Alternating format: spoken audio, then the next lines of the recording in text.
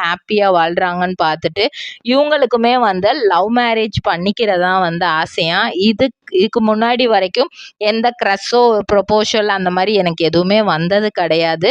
நானும் அதுக்கு எதுக்கும் ஈடு கொடுத்தது கிடையாது. என்னோட லைஃப் பார்ட்னர் எப்படி இருக்கணும்ன்ட்டு நான் ஒரு மைண்ட் செட் வச்சுருக்கேன்.